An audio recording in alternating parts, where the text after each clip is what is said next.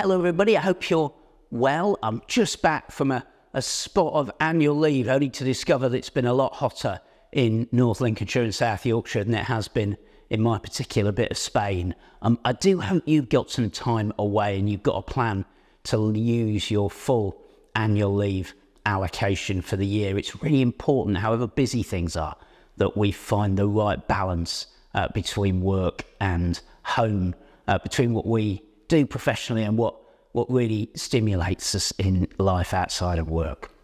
Today, myself and others are spending quite a lot of time with people who are rough sleeping, mainly in Doncaster, as part of having a think about the work that we're doing around inclusion health across the district. It's one of the promises in our forthcoming strategy to be really effective in the inclusion health space. Inclusion health, you'll remember, is a catch-all term that covers groups like forced migrants and refugees, people with addiction issues, folk coming out of prison, people working in the sex industry, as well as people that are sofa surfing or rough sleeping.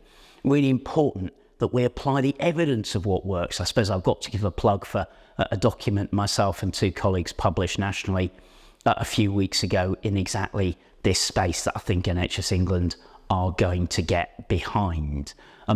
Really important in the area of health inequalities that we don't treat it as an area where we don't know what to do. We absolutely do know what to do. The challenge is more fundamental. Are we prepared to accept that evidence and act on it? You'd expect me to say as a trust that we will, and it's great to see that as a place in Doncaster, we're adopting a series of pledges by all organisations that are focused on health inequalities over the next 2 or 3 years.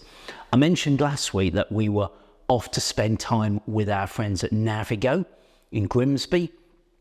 We did that as an executive group yesterday. Absolutely fascinating to just spend an afternoon in a different organisation, talk with some of their staff, meet with some of their patients, listen to their executive team, talk about what works for them.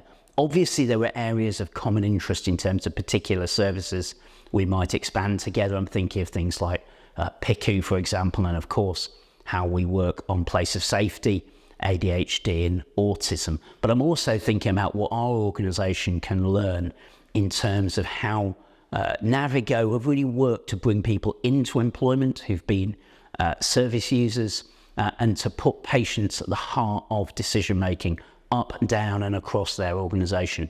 Again, very much part of our strategy in the next couple of years. So really important that we apply what we can from neighbours and build a partnership of common practice and shared learning.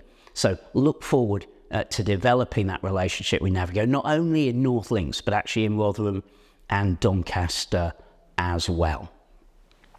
Lots of exciting weekend events that I seem to have become the regular Friday plugger for. A few on the screen now, but one to really look out for is World Patient Safety Day. Now, a week on Sunday, lots of things happening in and around the organisation. Now, I'm sure I'll be in visiting various teams, so look forward to seeing you then. Important as an organisation as we build our long-term quality and safety plan, that we are unambiguous in talking about safety, really clear what constitutes falling below minimum standards. And as we've spoken about recently in these films, we're all feeling able to go with our gut and raise concerns when we see something that's worrying us. So, as this film demonstrates, there's a lot going on. If I ever don't talk about the one thing you'd like to hear about, do drop me an email. It's really important that I'm talking to subjects that matter to you in the work that you do. Thanks very much indeed for tuning in.